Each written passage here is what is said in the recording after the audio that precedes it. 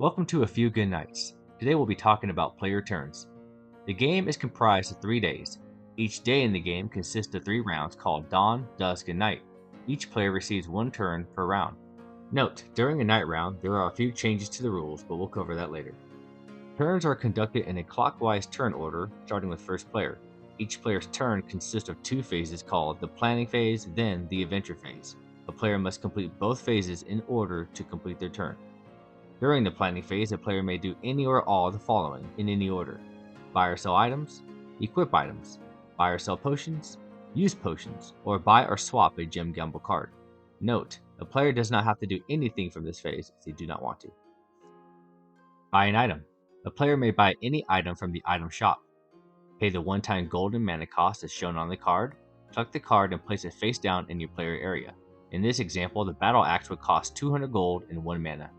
Sell an item.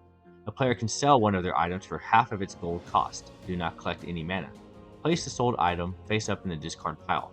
Example, you can sell the battle axe here for 100 gold. However, players cannot sell an item if it was just bought during the same turn.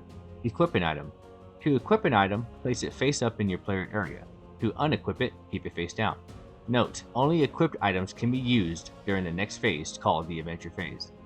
Items come in 5 types: neck, body, hand, feet, and utility, as shown at the top of each card. Each knight may equip 1 neck item, 1 body item, 1 feet item, and 2 hand items at any time. Utility items are not restricted in this way. However, the item card limit is 7. If you have more, discard immediately. Buy a potion. A player may buy a potion from the potion shop or from the top of the deck for a cost of 3 mana. A player may sell a potion for 100 gold or 1 mana. Potion card limit is 3 unused potions. If you have more than 3 unused potions, discard them immediately. Use a potion. A player may use a potion during their turn by placing it face up and applying its effect. If it affects an item, place it next to the item. Discard after the potion's effect ends.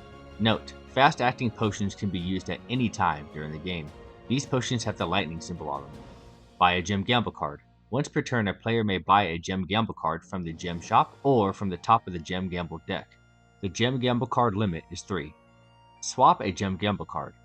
Once per turn, a player may swap one of their gem gamble cards with one from the gem shop. And that completes the planning phase. It is now time to move on to the adventure phase. The first thing a player must do is choose 7 adventure dice to roll. A player can pick any combination of dice. After making your selection, roll the dice. After your initial roll of the dice, you may do any or all of the following in any order. Free reroll.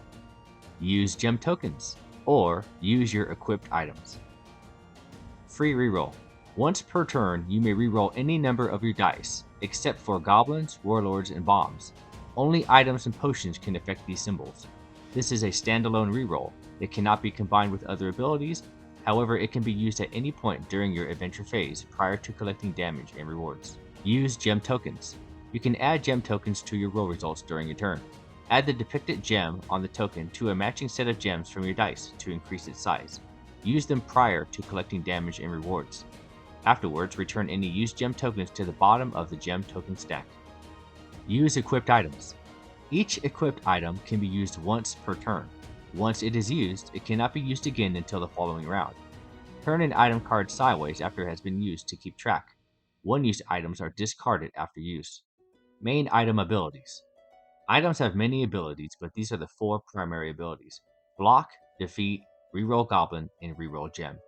The block ability allows you to block incoming damage from goblins, hunter tokens, warlords, and bombs during the collect damage and rewards part of your adventure phase. In this example, the knight armor could block 2 of the 3 incoming damage. Defeat. The defeat ability allows you to remove goblins from your roll by defeating them before they can do damage. Each goblin requires 1 defeat ability to effect. However, stronger creatures such as the hunter require 2 defeat, and the warlord requires 4 defeat to remove from your roll. In this example, the sword can defeat 1 of the 3 goblins rolled. The reroll goblin ability allows you to reroll goblins during your turn. However, a player must use 1 reroll goblin ability for every goblin on the dice face in order to reroll it. The hunter requires 2 reroll goblin ability to remove, and the warlord requires 4 reroll goblin ability to effect. In this example, the spellbook can reroll 2 goblins. It can reroll the goblin on the white die, or both goblins on the orange die. However, it cannot reroll both. The reroll gem ability allows you to reroll one or more gems during a turn. In this example, the heavy pickaxe can reroll 4 gems. It can reroll both of these dice. Also, during your adventure phase, you must do one of the following: retreat or collect damage and rewards from your roll results. Retreat. Once per game, you may skip collecting damage and rewards from your results. Instead, collect 1 mana token and 1 wound token. You cannot retreat if there is a warlord present. You must defeat it or re-roll it into a different symbol. The wound you get from retreating cannot be blocked, however, it can be healed. Collect damage and rewards. Collect damage first, then rewards based off your final roll results. Collect damage. Take 1 damage per goblin rolled. Take 4 damage per warlord rolled. Take 4 damage per bomb rolled. Other players also take 1 damage. Take 4 damage per hunter token. Note, 4 damage equals 1 wound. Whenever a player has 4 white damage tokens, they must immediately convert them into 1 red wound token. If you have equipped items with the block ability, you can use them to block this incoming damage. Collect rewards.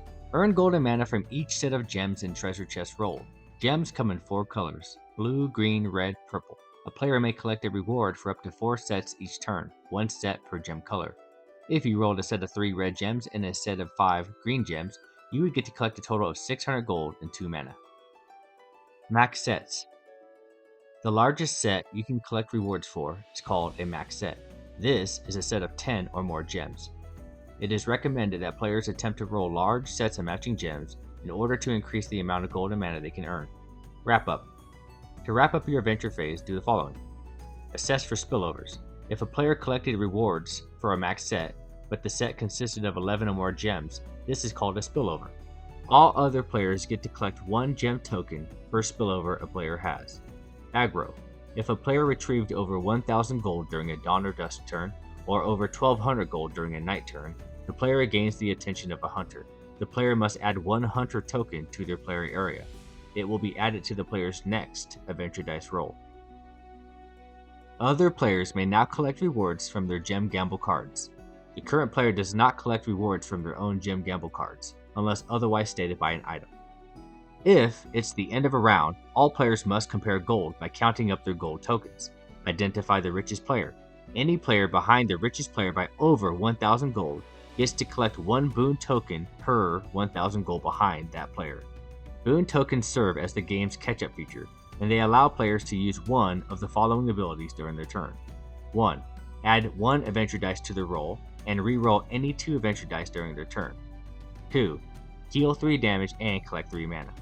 Afterwards, flip the token over and give the hunter to another player by placing it in their player area. That hunter will affect that player during their next adventure dice roll.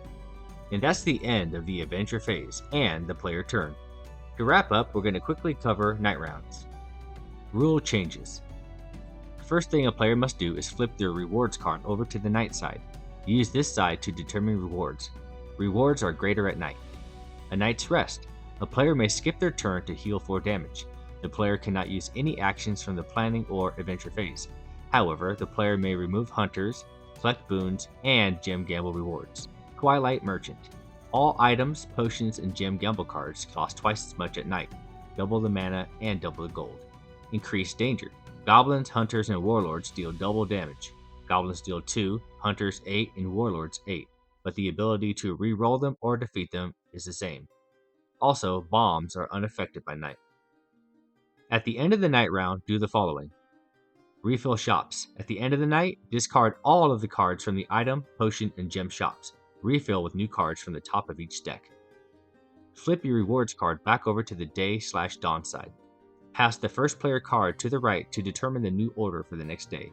If it was the final night round, the game is over. It's time to calculate renown. Earn 1 renown for every 100 gold you possess. Example, if you have 4,300 gold, you would have 43 renown from that. Earn 2 renown for every 4 mana possessed. If you have 9 mana, you would get 4 renown. If you end the game with a complete item set equipped, you would earn 5 bonus renown. Example, you end the game with the night set. You lose renown based on the number of wounds you have. Square your wound tokens. Example, if you have 3 wounds, 3 times 3 is 9, you would lose 9 renown. The player with the most renown wins the game and the king's favor. If there's a tie, the player with the highest gold value from their item cards wins. Thank you for watching. We hope you enjoy the game.